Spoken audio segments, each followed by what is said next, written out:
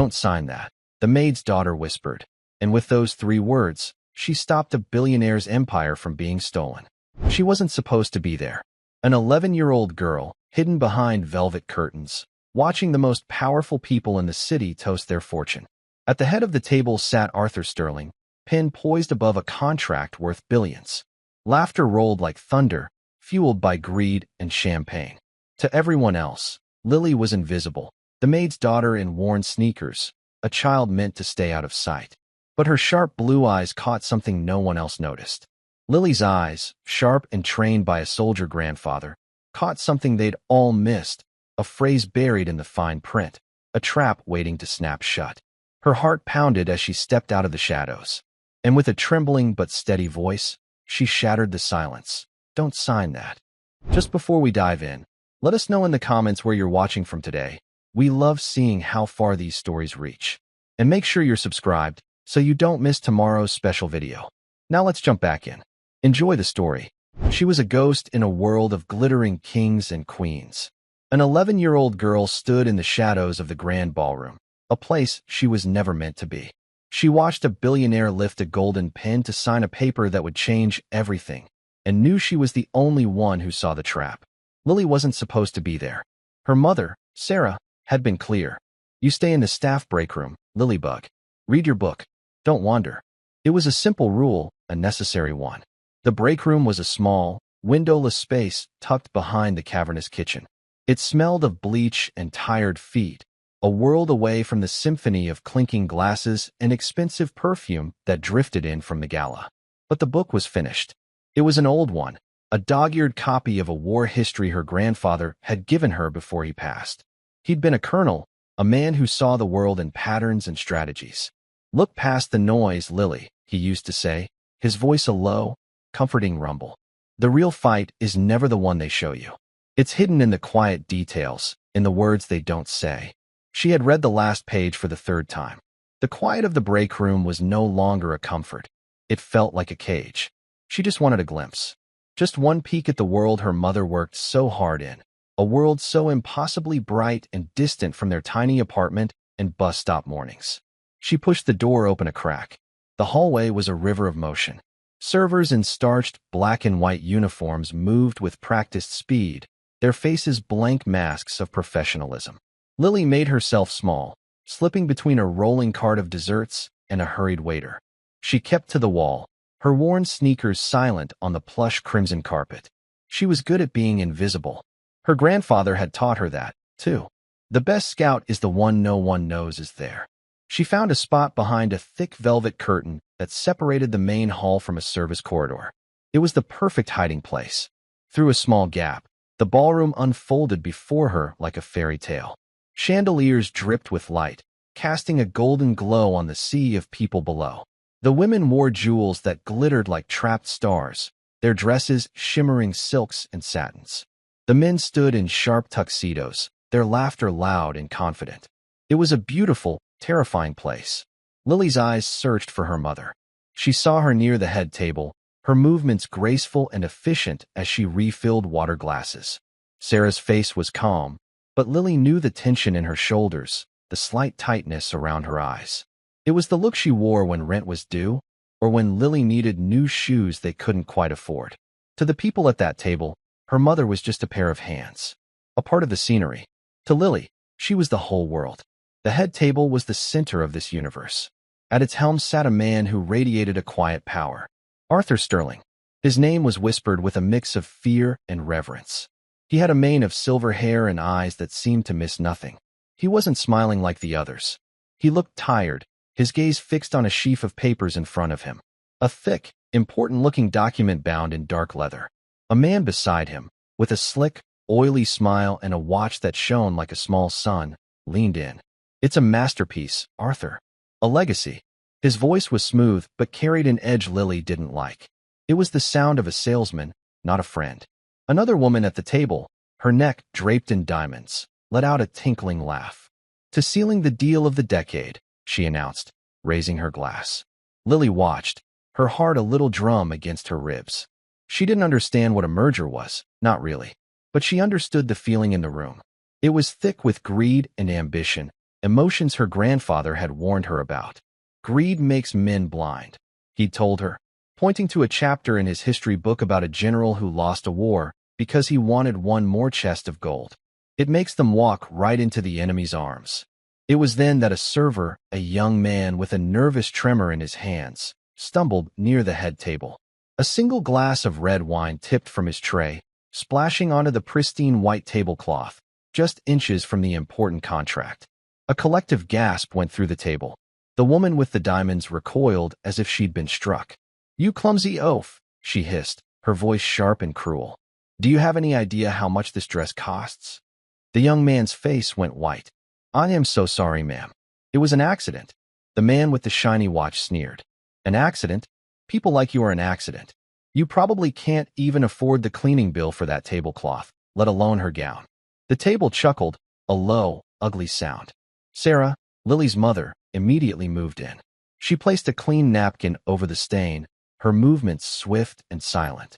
"I'll take care of this," she said softly, her voice a calming balm in the sudden storm of cruelty. She gave the young server a quick, reassuring nod, a silent message to disappear.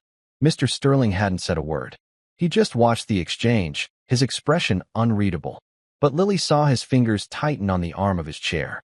Sarah finished her work and began to retreat, but the woman in diamonds wasn't finished. "You," she said, pointing a finger at Sarah. "See that this person is fired. I won't have my evening ruined by incompetence." Sarah froze. Her back was to Lily, but Lily could imagine her expression perfectly. The quiet dignity fighting against the raw fear of losing a job that kept them afloat. "Yes, ma'am," Sarah whispered, her voice barely audible. From her hiding spot, Lily felt a hot surge of anger. They didn't see her mother. They saw a uniform. They saw a mistake to be punished. They didn't see the way she hummed when she cooked, or how she'd stay up late helping Lily with her homework even when she was exhausted. The incident passed. The conversation resumed. The contract was pushed back to the center of the table. A sleek, gold-plated pen was produced and placed beside it. Mr. Sterling picked it up, his gaze still distant. He seemed unconvinced, hesitant. "Just sign it, Arthur," the man with the watch urged, his voice a little too eager. "Lock it in. We'll all be richer than kings." Mr. Sterling slowly uncapped the pen. The room seemed to hold its breath. Lily's focus narrowed, drawn to the document on the table. She was too far away to read it properly, but her eyes, trained by her grandfather to find details, caught something. A single phrase on the top page, written in a slightly different font. It was a small thing, an almost invisible inconsistency. Asset realignment protocol. The words meant nothing to her, but the way they were placed, tucked away, almost an afterthought, pricked at her memory. It reminded her of something her grandfather had shown her in one of his old army manuals. A section on deception. Sometimes, the enemy hides his true intentions in plain sight. "Lily," he had explained, his finger tracing a diagram of a Trojan horse. "They'll give you a gift, a beautiful, grand gesture. But they'll hide one small, deadly thing inside it. A word, a phrase, a single soldier.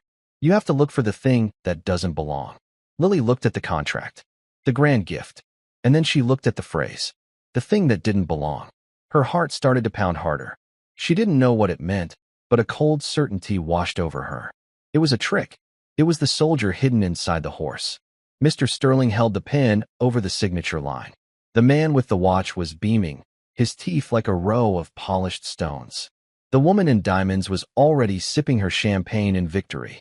Lily's mind raced. Her mother's job, their apartment. Everything was so fragile. Getting involved would be a disaster. Sarah would be fired. They would be thrown out. She should stay hidden. She should be a good girl and do nothing. But her grandfather's voice echoed in her mind. The only thing necessary for the triumph of evil is for good men to do nothing. He wasn't a good man. She was just a little girl. But the words were the same. She saw her mother's tired face in her mind. She thought of the clumsy young server, his eyes wide with fear. She looked at the smug, cruel faces at the table, laughing as they prepared to swallow Mr. Sterling's company whole. She couldn't stay hidden. Before she even realized what she was doing, her body was moving. She slipped out from behind the curtain. Her steps were small and silent at first, then more determined. She walked past tables of astonished guests, their conversations faltering as they watched the small, blonde girl in a simple cotton dress and worn sneakers march toward the most powerful table in the room. The man with the watch saw her first. His smile vanished, replaced by a look of utter disbelief.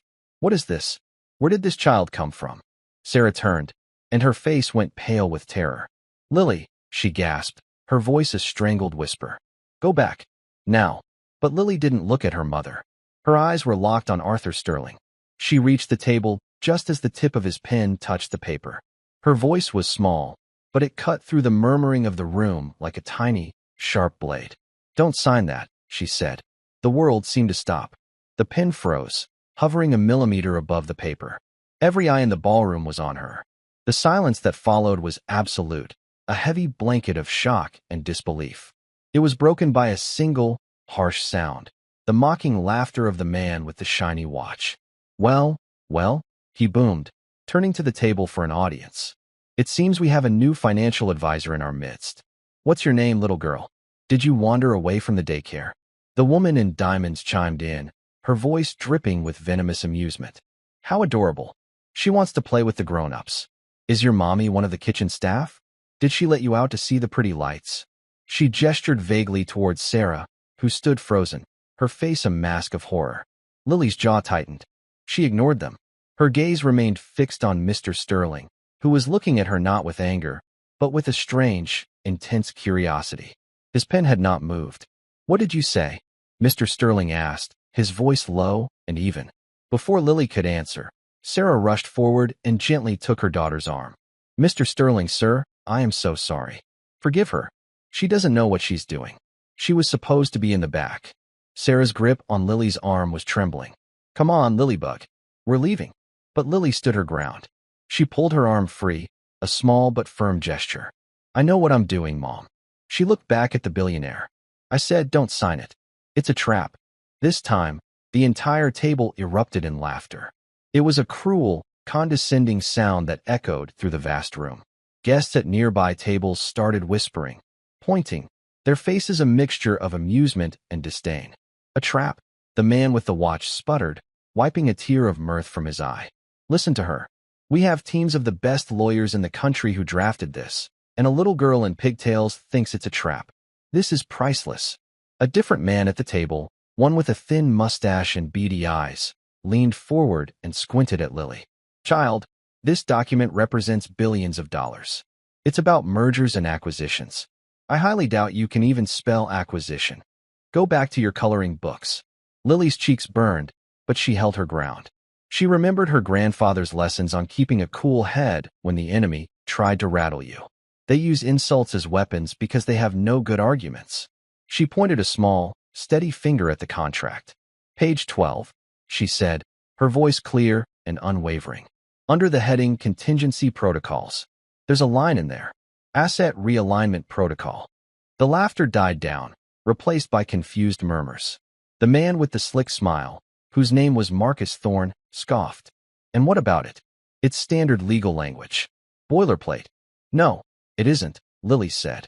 It's a Trojan horse. A ripple of confusion went through the table. The woman with the diamonds rolled her eyes. Oh, for heaven's sake. Now she's giving us a history lesson. Someone call her mother. Oh, wait. She smirked, glancing at Sarah, who looked as if the floor was about to swallow her whole.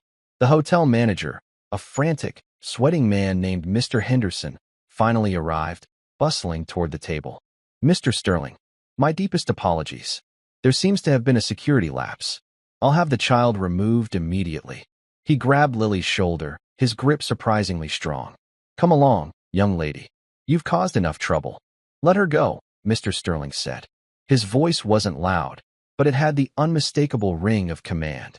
Mr. Henderson's hand dropped from Lily's shoulder as if it had been burned. Every head turned to Mr. Sterling. He was no longer looking at Lily with curiosity. He was looking at her with piercing intensity. He hadn't laughed. Not once. Explain, he said, his eyes locked on hers. What do you mean, a Trojan horse? Lily took a breath, her small chest rising and falling. The whole world was watching her. Her mother was watching her, tears welling in her eyes. But in that moment, all she could hear was her grandfather's voice, calm and steady in her memory. The Trojan horse was a gift, Lily began, her voice gaining strength. The Greeks gave it to the city of Troy to make them think the war was over. It looked beautiful, a prize. So the Trojans pulled it inside their walls. They celebrated. But in the middle of the night, soldiers who were hidden inside the horse climbed out and opened the gates for the Greek army. By morning, Troy was destroyed. They lost everything because they accepted a beautiful gift without checking what was hidden inside. She paused, then looked directly at Marcus Thorne. That clause, the asset realignment protocol. It's the soldier in the horse. It looks harmless. It looks like standard language. But it isn't. My grandfather taught me. Thorne's smile was gone now, replaced by a tight, angry line. Your grandfather? And who is he? The CEO of a toy company. He was Colonel Thomas Grant of the 75th Ranger Regiment, Lily said, her chin lifting slightly. He was a hero, and he taught me that some words are weapons. That protocol doesn't mean what you think it does. It's a trigger. In military code, realignment means to transfer control to a new authority without a fight. It means surrender. That clause says that 30 days after you sign, all of your company's primary assets, your factories, your patents, everything, they get realigned to the new parent company. They aren't merging with you. They are gutting you. You're pulling the horse inside your walls, Mr. Sterling. A stunned, absolute silence fell over the room. You could have heard a pin drop on the thick carpet. The guests stared, their mocking smiles frozen on their faces. Sarah looked at her daughter with wide, disbelieving eyes. Marcus Thorne's face had turned a blotchy, unhealthy red. That is the most absurd, ridiculous, insane thing I have ever heard. She's a child making up stories. But his voice lacked its earlier confidence. It was shrill, defensive. The man with the thin mustache was already fumbling with his copy of the contract, his hands shaking slightly as he flipped through the pages. Page 12, page 12. Mr. Sterling did not look at the contract. He didn't need to. He kept his eyes on Lily. He saw no deceit in her expression, no childish fantasy. He saw a deep, unwavering conviction. A conviction that reminded him of the honest, straightforward men he'd known in his youth. Men who said what they meant and meant what they said. Men like a soldier. Get my legal counsel on the phone. Now, Mr. Sterling said to his assistant, a quiet woman who had been standing by the wall, unnoticed until now. Read him that specific clause. Page 12. The Asset Realignment Protocol. Ask him for the most aggressive interpretation possible under international maritime law, not corporate law. Tell him it's a hostile takeover scenario. Thorne shot to his feet. Arthur, this is a circus. You can't be taking strategic advice from a maid's daughter. We've been working on this deal for a year. Our lawyers vetted everything. Your lawyers, Marcus, not mine, Sterling replied, his voice cold as ice. He waved a dismissive hand. Sit down. The girl has the floor. The assistant was already on the phone, her back to the room, whispering urgently. The man with the mustache found the page, his finger tracing the line of text. His face, which had been smug, was now slowly draining of all color. The woman in diamonds looked from the man's pale face to Thorne's furious one. The smirk had long since vanished from her lips, replaced by a dawning look of horror. The whispers around the ballroom were no longer amused. They were frantic, confused, anxious. Lily stood her ground, her hands clasped behind her back, just as her grandfather had taught her to stand when addressing a superior officer. She had done what she had to do. The rest was out of her hands. She felt a small hand slip into hers and looked down to see her mother, her face streaked with silent tears, her eyes filled not with fear anymore, but with a fierce, overwhelming pride. The assistant finished her call and walked back to the table, her face ashen. She leaned down and whispered something in Mr. Sterling's ear. Lily couldn't hear the words, but she saw the effect they had. A muscle in Arthur Sterling's jaw clenched. His eyes, which had been sharp and calculating, now blazed with a cold, pure fury. The last bit of warmth drained from his expression, leaving the hardened face of a man who had just been shown the knife at his own throat. He looked across the table at Marcus Thorne, his gaze so intense it seemed to have a physical weight. Thorne, who had been blustering and protesting, shrank back in his chair, a sheen of sweat suddenly visible on his forehead. The oily charm was gone, stripped away to reveal the terrified rat underneath. It seems the colonel's daughter is a better lawyer than the entire firm of Donahue, Swain and Partners, Mr. Sterling said, his voice dangerously quiet. My counsel confirms it. The language is archaic, predatory. A legal loophole so obscure it hasn't been used successfully since the shipping wars of the 1970s. It's a corporate kill switch. In 30 days, I wouldn't have just lost control. My company would cease to exist. Every asset, every share, every employee's pension fund, transferred. Gone. A collective gasp swept through the room. The reality of what had almost happened settled over them. Billions of dollars, an entire empire, the livelihoods of thousands of people, had rested on the tip of that golden pen. Saved by the warning of a child. The woman in diamonds looked like she was going to be sick. The man with the mustache stared at the contract in his hands as if it were a venomous snake. Mr. Sterling slowly, deliberately, put the cap back on his pen. The click echoed in the silent room. Then he picked up the thick, leather-bound contract. For a moment, he held it in his hands, looking at it with utter contempt. And then, with a single, powerful motion, he tore it in half. The sound of ripping paper was like a gunshot. It was a sound of finality, of war declared. He ripped it again, and then again, letting the confetti of his near ruin flutter onto the table. He stood up, his tall frame casting a long shadow over the ruined deal. His eyes swept over the stunned faces at his table. Marcus, he said, his voice flat and devoid of emotion. You have 60 seconds to get out of this building. If I ever see your face again, if I ever hear your name connected with any business in this city, I will spend the rest of my life ensuring you never earn another dollar. I will not sue you. I will erase you. Thorne scrambled to his feet, his chair screeching against the floor. He opened his mouth to speak, but no words came out. He turned and practically fled, stumbling over himself in his haste to escape the ballroom. Mr. Sterling's gaze then fell on the woman with the diamonds and the man with the mustache. As for the two of you, he said, his voice dripping with disgust, you sat here, ready to feast on the scraps of my life's work. Your shares in my company are now forfeit. My office will contact you in the morning to arrange the buyback. At 1 cent on the dollar. Consider that a lesson in loyalty. They stared at him, their faces a mixture of shock and devastation. They had not just lost a potential fortune. They had lost their actual one. The ballroom was in chaos. People were standing up, talking in hushed, urgent tones. The grand party was over. The manager, Mr. Henderson, stood by the wall, wringing his hands, looking utterly lost. Through it all, Mr. Sterling ignored them. He turned his attention back to the one person in the room who mattered. He looked down at Lily, who was still standing beside her mother, her small hand clutched in Sarah's. The fury in his eyes softened, replaced by something else. Oh, gratitude. He knelt, bringing himself down to her level. The powerful billionaire, who had just dismantled his enemies without raising his voice, was now on one knee before a little girl in a faded dress. Colonel Thomas Grant's granddaughter, he said, his voice filled with a respect that was more valuable than all the money in that room. He would be very proud of you. Lily felt a lump form in her throat.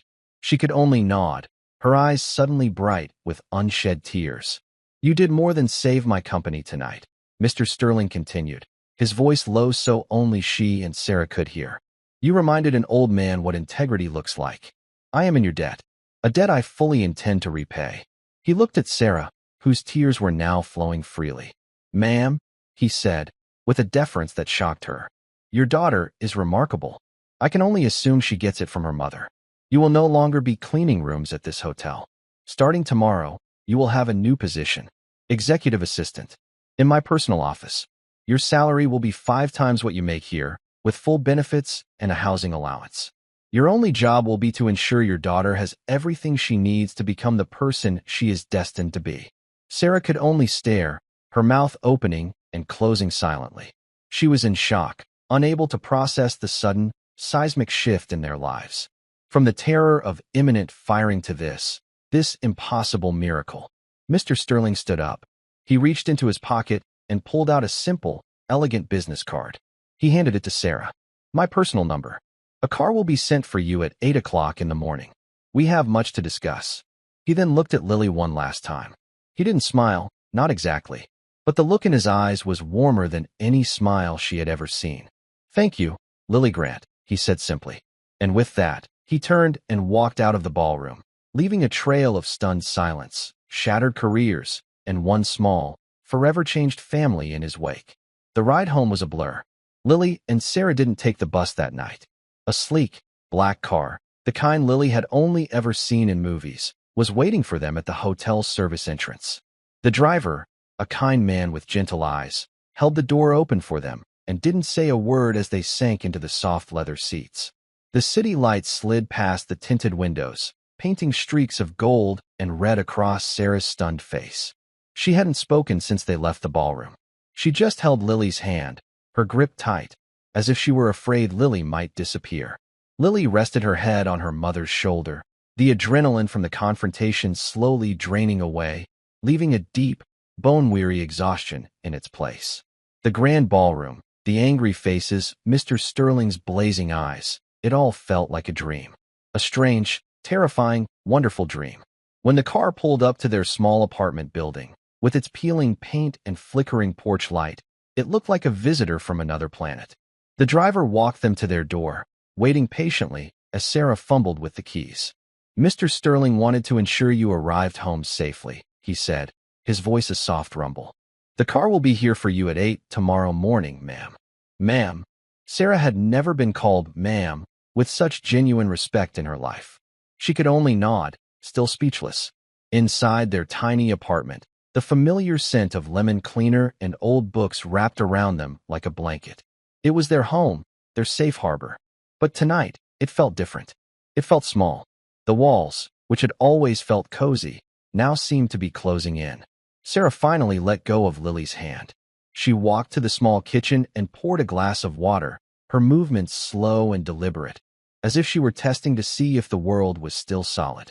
She took a long drink, then leaned against the counter, closing her eyes. "Lily Bug," she whispered, her voice trembling. "What did you do?" It wasn't an accusation. It was a question filled with a profound, earth-shattering awe. "I did what Grandpa would have done," Lily said softly, walking over to her mother. "I saw something wrong, and I said something." Sarah opened her eyes and looked at her daughter. Really looked at her. She saw the blonde hair and the familiar blue eyes, but she also saw something new. A strength, a clarity, a wisdom that had no place in an 11-year-old girl. It was the spirit of her father, Colonel Thomas Grant, looking back at her. A man who had faced down enemies on battlefields, now living on in the heart of his granddaughter in a war fought with words in a billionaire's ballroom. Tears welled in Sarah's eyes again, but this time they were not tears of fear. She slid to the floor and pulled Lily into her arms, burying her face in her daughter's hair. She held on tight, rocking her back and forth. "Oh, Lily," she cried, her voice thick with a dozen emotions. "I was so scared, so proud, so scared." They stayed like that for a long time, two small figures huddled together on a worn linoleum floor, their world having been cracked wide open and rearranged into a shape they did not yet recognize. Sleep did not come easily that night. For Sarah, it was a whirlwind of anxieties and hopes. A new job, a new life. Could she do it? Could she navigate a world of corporate sharks after a lifetime of quiet service? For Lily, sleep was a landscape of her grandfather's words, of Trojan horses and hidden enemies. She had won a battle, but she knew, with a certainty she couldn't explain, that the war wasn't over. People like Marcus Thorne didn't just disappear. They regrouped. They planned. And they never, ever forgave. The next morning, the black car was waiting as promised. Punctually at 8 o'clock, their neighbors peered through their blinds, their faces etched with confusion at the sight of the gleaming vehicle parked in front of their humble building. Lily and Sarah walked out, Sarah in her best, and only, blouse, Lily in her school dress. They felt like actors in a play they hadn't rehearsed. The drive was different this time. It wasn't a dreamlike blur. It was a journey into a new reality. They left their familiar neighborhood of laundromats and corner stores and drove towards the city's gleaming heart. The buildings grew taller, their glass and steel skins reflecting the morning sun. The people on the sidewalks moved with a different purpose, their suits sharp, their strides confident. The car pulled up to a skyscraper that seemed to pierce the clouds. Sterling Enterprises was written in bold, silver letters above the revolving doors. This was where her mother was going to work. This was Mr. Sterling's kingdom. A woman with a kind smile and a clipboard was waiting for them in the marble lobby. "Mrs. Grant?" Miss Grant, welcome. My name is Eleanor. I'm Mr. Sterling's chief of staff. He's asked me to take care of you today. Eleanor led them to a private elevator. As they ascended, the city spread out below them like a map. Mr. Sterling is in a board meeting, Eleanor explained. He asked me to get you settled first. Sarah, your office is on the executive floor. And Lily, we've arranged a tour of the Sterling Preparatory Academy. It's one of the best schools in the country. We've taken the liberty of scheduling an enrollment interview for you this afternoon. Sarah's head was spinning. A new office. A new school for Lily. A private, elite school she could never have afforded in 1,000 lifetimes. It was all too much, too fast. I don't know what to say, she stammered. Say you'll accept, Eleanor said gently. Mr. Sterling is a man of his word. He believes in paying his debts. And he believes your daughter is an exceptional young woman who deserves an exceptional education. Sarah's new office was not an office. It was a suite. It had a large mahogany desk, a soft leather chair, and a window that overlooked the entire city. It was bigger than their whole apartment. On the desk was a welcome packet containing security passes, a company credit card, and a folder labeled Housing Allowance. While Sarah tried to absorb the sheer scale of her new life, Eleanor took Lily to a different car. The Sterling Preparatory Academy was a world unto itself. It looked like a castle, with old stone buildings covered in ivy and sprawling green lawns where students in crisp uniforms sat reading under ancient oak trees. Lily felt a familiar pang of being an outsider. Her simple dress and worn sneakers stood out like a sore thumb. The other children looked at her with curiosity, their eyes lingering on her clothes before flicking away. It was the ballroom all over again, just with younger faces. The headmistress, a stern-looking woman named Mrs. Gable, interviewed her in a book-lined office that smelled of old paper and furniture polish. She looked at Lily's public school records with a barely concealed sniff of disapproval. Your grades are adequate, Miss Grant, she said, her voice dry as dust. But Sterling Prep is demanding. Our students come from the finest families. They are accustomed to a certain level of academic rigor. Lily met her gaze evenly. I like to read, she said simply. Especially history. Mrs. Gable raised a skeptical eyebrow. Is that so? Tell me then. What is the strategic importance of the Battle of Thermopylae? It was a test. A dart thrown to see if she would flinch. Lily didn't. She thought of her grandfather, of the countless hours they had spent with his books spread across their small living room floor. It wasn't about winning, Lily said, her voice clear and steady. The Spartans knew they couldn't win. They were outnumbered 100 to 1. It was about sacrifice, about buying time. Their stand at the hot gates delayed the Persian army just long enough for the rest of Greece to mobilize its forces. It showed that a few, committed people could stand against a massive power and change the course of history. It wasn't a military victory. It was a moral one. Mrs. Gable stared at her. The stern mask on her face cracked, replaced by a look of genuine surprise. She looked down at Lily's file, then back at the small, blonde girl sitting so calmly before her. She had expected a charity case, an obligation forced upon the school by its wealthy benefactor, Mr. Sterling. She had not expected this. I see, she said, her tone shifting from condescending to respectful. Welcome to Sterling Prep, Miss Grant. I believe you will do quite well here. When Lily returned to her mother's new office, she found Sarah staring out the window, a look of quiet determination on her face. She had spent the last few hours reading through company reports, her brow furrowed in concentration. She looked up as Lily entered. How was it? Sarah asked, a hint of worry in her voice. I think I'll like it, Lily said. They have a big library. A small smile touched Sarah's lips. Good. She held up a thick folder. And I think I'll like it here, too. It's just reading reports and organizing schedules. It's not so different from managing a household budget and a cleaning rota. It's just bigger, with more zeros. In that moment, Lily saw the same strength in her mother that her mother had seen in her the night before. They were Grants. They were survivors. They adapted. Later that afternoon, they were summoned to Mr. Sterling's office. It was at the very top of the skyscraper, a vast, circular room with floor-to-ceiling windows that offered a 360-degree view of the world. It felt like standing on top of a mountain. Mr. Sterling was not at his desk. He was standing by the window, looking down at the city he had built. He turned as they entered, and the fatigue Lily had seen at the gala was gone. His eyes were clear and sharp. "Lily," he said, and his voice held a genuine warmth. "Mrs. Gable called me. She was impressed. She said you taught her a thing or two about strategy." He smiled, "A rare and powerful thing. I am not surprised." He then looked at Sarah. "And you, Sarah? Eleanor tells me you've already identified 3 inefficiencies in my senior staff's travel budget. It seems an eye for detail runs in the family." Sarah blushed. "I was just looking at the numbers, sir." "Please," he said, gesturing to the chairs in front of his desk. "Call me Arthur." He sat down, and the warmth was replaced by a serious, focused intensity. "I did not bring you up here just to offer pleasantries. I brought you here because we have a problem. Marcus Thorne and his partners have not gone away. Losing the merger was a humiliation for them. They will not let it go. They have started a whisper campaign. They are telling the market that I am unstable, that my judgment is failing, that I am taking business advice from a child." He leaned forward, his hands clasped on the polished surface of his desk. "They are trying to attack my credibility to drive my stock price down. It's a different kind of warfare, not a frontal assault, but a campaign of poison and rumors. The modern Trojan horse." He looked directly at Lily. "I can fight them on the financial front, but I need help. I need someone who sees the things others miss.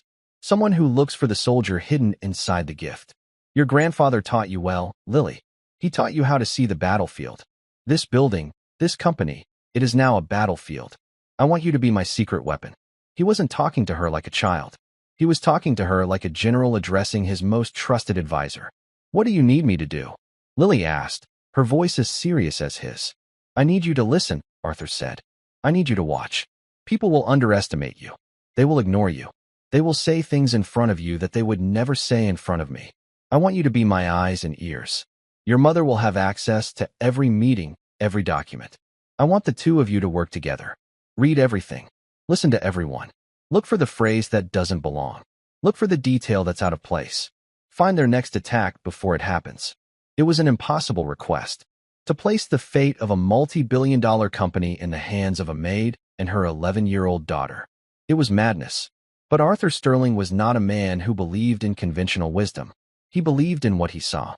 And he saw a lineage of integrity and strategic brilliance sitting in the 2 simple chairs before him. "We can do that," Sarah said, and there was no hesitation in her voice. She looked at her daughter, and Lily nodded. "We can," Lily affirmed. A new battle had begun, not in a grand ballroom, but in the quiet, carpeted hallways of corporate power. The enemy was no longer just a few greedy men at a table. It was a shadow, a rumor, a whisper in the dark. And Lily Grant, the colonel's granddaughter, was once again on the front lines. The weeks that followed were a quiet storm. On the surface, life for Sarah and Lily settled into a new, unbelievable rhythm. They moved out of their cramped apartment and into a bright, spacious condominium in a safe, quiet neighborhood, paid for by the housing allowance that was more than Sarah's old yearly salary. For the first time, Lily had her own room, a desk to do her homework on, and a window that overlooked a park instead of a brick wall. Sarah, true to her nature, excelled in her new role.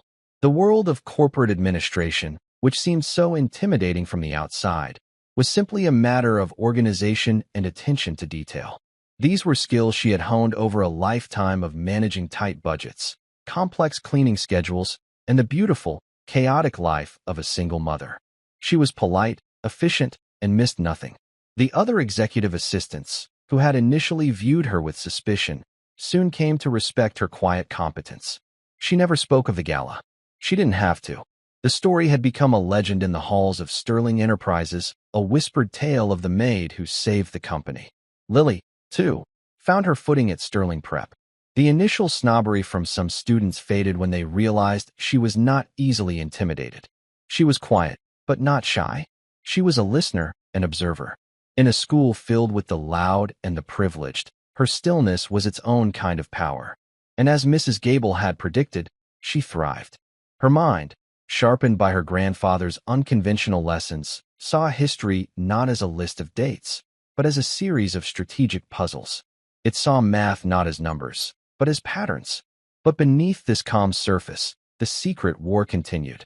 Every evening, after dinner in their new sunlit kitchen, Sarah and Lily would sit at the table with copies of the day's meeting minutes, financial reports, and internal memos. It was Lily's new homework. Sarah would read them aloud, her finger tracing the lines of text, while Lily listened, her eyes closed, picturing the words as pieces on a chessboard. They were looking for the Trojan horse. Most of it was just noise. Sales projections, marketing strategies, human resource updates. But they listened to it all, just as her grandfather had taught her. You have to listen to all the chatter to hear the one important signal. The first signal came from the most boring place imaginable, a weekly logistics meeting. Sarah had attended, taking notes for Arthur. The meeting was a dry recitation of shipping schedules and warehouse inventories. At one point, the head of logistics, a harried man named Mr. Davies, mentioned a minor delay. "We've got a small snag at the port of Malacca," he'd said, sighing.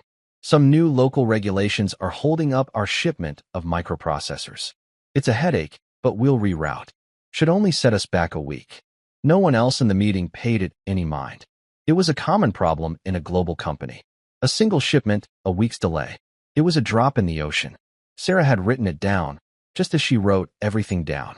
That evening, as she read her notes to Lily, she almost skipped over it. And then Mr. Davies talked about a shipping delay in Malacca, something about microprocessors. "Wait," Lily said, her eyes snapping open. "Say that again." "A delay at the port of Malacca," Sarah repeated, confused. "It's nothing, Lilybug. Just a small logistics issue." "Where did Grandpa say the weak point of any army was?" Lily asked, sitting up straighter. Sarah paused, thinking back to the stories her father used to tell. "The supply line," she answered. "He always said an army marches on its stomach. You don't have to defeat the soldiers if you can stop their food and bullets from reaching them."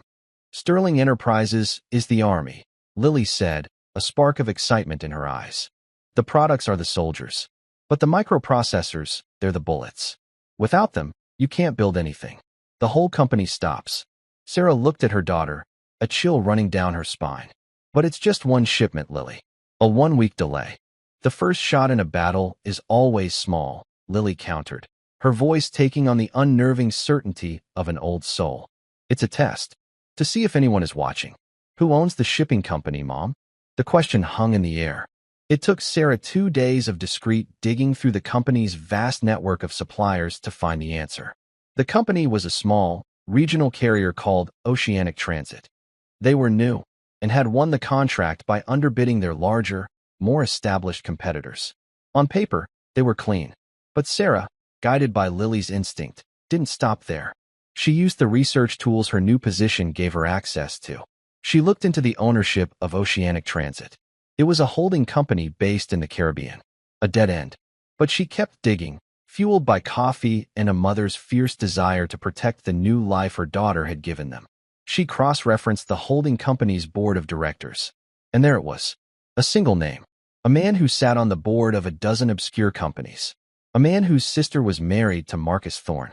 It was thin. A thread so fine it was almost invisible. But it was there. The soldier was in the horse. They took their findings to Arthur Sterling. They met in his vast office, the city lights beginning to twinkle below them as dusk fell. He listened intently, his face unreadable, as Sarah laid out the documents and Lily explained her theory. "They aren't attacking the stock price with rumors anymore," Lily concluded. "That was just a distraction. They're attacking the supply line. They'll create a series of small, unfortunate delays. 1 week here, 10 days there. Each one will look like a normal business problem. But altogether, they will cripple our production for the fourth quarter, right before the holidays.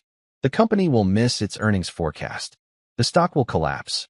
And then they'll be able to buy it for pennies on the dollar." When she finished, the office was silent. Arthur stared at the documents, at the thin, undeniable line connecting a tiny shipping company in Asia to the man he had thrown out of the gala. He looked up at Lily, and the awe he'd felt that night returned tenfold. "He's not just trying to ruin me," Arthur said, his voice a low growl. "He's trying to do it with my own money. He's using our own supply contracts against us." He shook his head in grudging admiration. "It's a brilliant, insidious strategy, and no one would have ever seen it. They would have blamed the logistics department, the market, bad luck. No one would have looked for a coordinated attack." He stood and walked to the window, his hands clasped behind his back. "They made one mistake," he said, looking down at the river of headlights flowing through the city streets. "They underestimated a grant.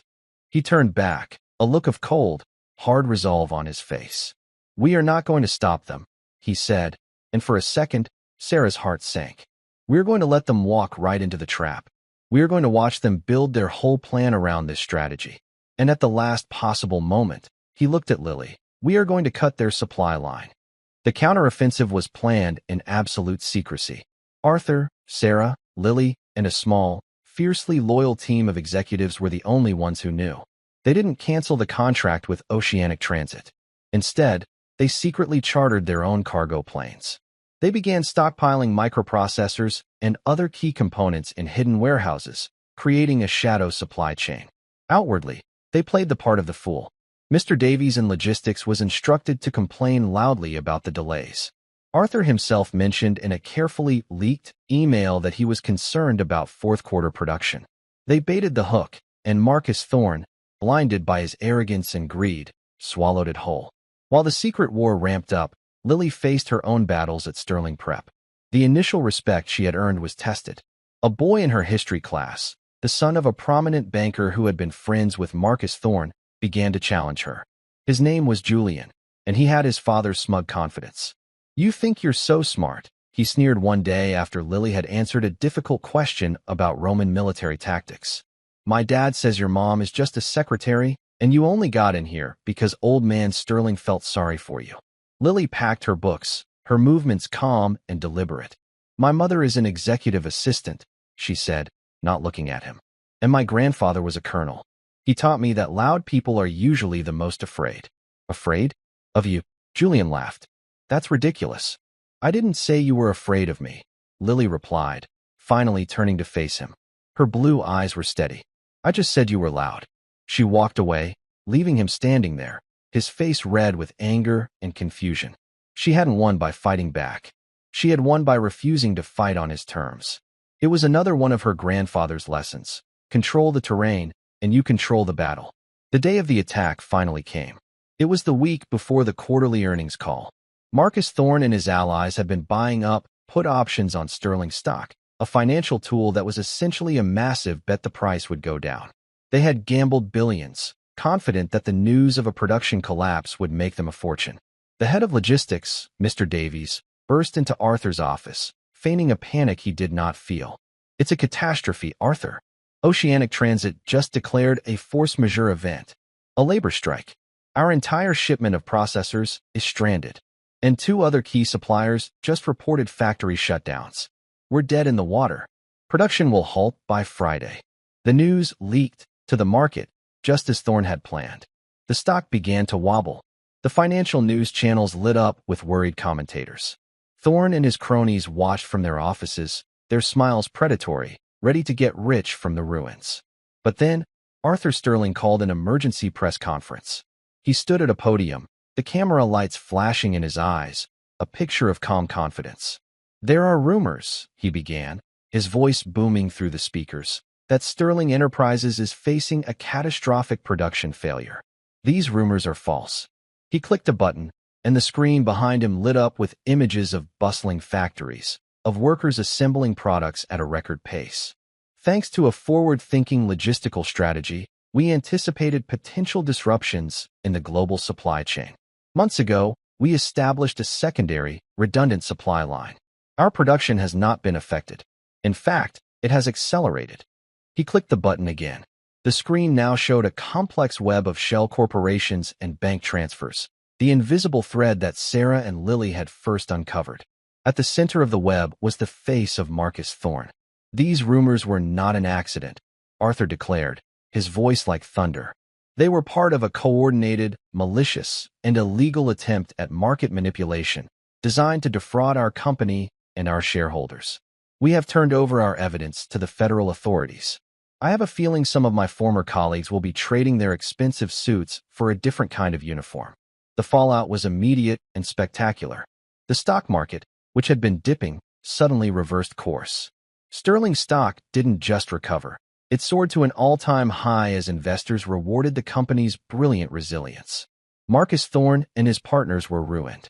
Their massive bet had backfired, wiping them out completely. Within the hour, federal agents were at their doors. Their pictures were splashed across every news channel, no longer smiling predators, but pale, terrified men in handcuffs. They had walked right into the trap. That evening, Arthur, Sarah, and Lily stood in the circular office, watching the news reports on a large screen. They didn't cheer. They didn't celebrate. They just watched as the consequences of greed and arrogance played out in real time. "He taught you well, Colonel," Arthur said quietly, looking at Lily with profound respect. "You didn't just see the first shot. You saw the entire campaign before it even began." He walked over to a small, ornate box on a side table. He opened it and took out a heavy, bronze medal. It was old, worn from a lifetime of being cherished. "This was my father's," Arthur said, his voice thick with emotion. "He was a captain in the Second World War. He received it for exceptional strategic acumen under fire. He believed, as your grandfather did, that the sharpest weapon is the mind. I can think of no one who deserves it more." He pressed the medal into Lily's small hand.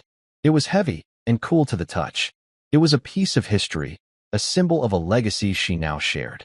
Lily looked from the medal to Arthur's kind eyes, and then to her mother, who was beaming with a pride so bright it could have lit up the entire city. She had not asked for this life. She had not asked for these battles. But she had faced them. She had stood her ground, not with shouting or with anger, but with quiet truth and the lessons of a good man. And that, she was beginning to understand, was the most powerful strategy of all. Life, after the storm, became a different kind of quiet.